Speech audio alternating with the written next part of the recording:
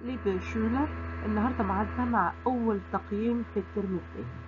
يلا بينا نشوف بقى كده هناخد ايه.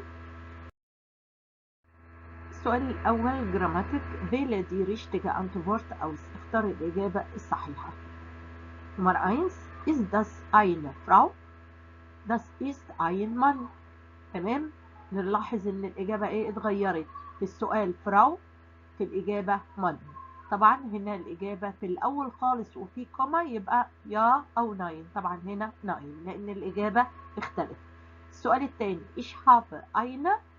هنا طبعا بدور على كلمة بحط قدامها eine. احنا قلنا في eine وفي ein.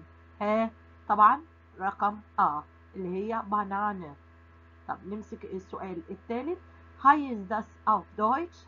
طبعا هنا ده عبارة عن سؤال، ولو بصينا على الاختيارات هنلاقيها أداة استفهام، وزي ما احنا قلنا ومتفقين إن هنا هوت أنا محتاجة أداة استفهام، يبقى على طول أبص على الإجابة ألاقي الإجابة أين إيه؟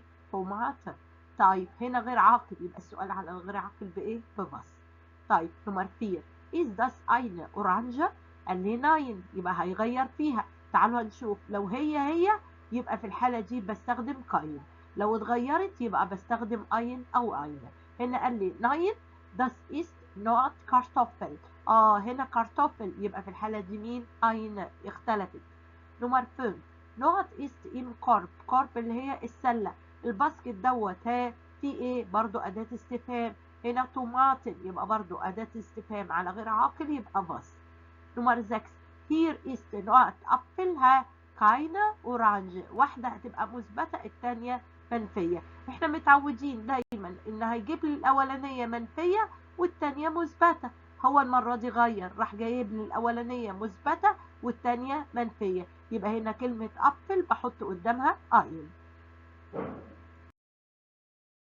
السؤال الثاني التاكزيتواتسيونين wähle zwei richtige Antworten aus. اختار اجابتين. طبعا زي ما احنا متعودين ان احنا المواقف بنختار اجابتين. بيقول لي dein Lehrer sagt، المدرس بيقول لك schreibe zwei Lebensmittel auf Deutsch، يعني اكتب حاجات من وسائل المعيشة، الحاجات اللي انت بتاكلها وتشربها.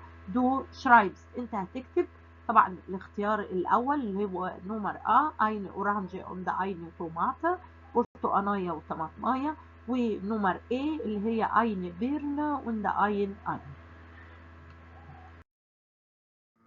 Tschüss.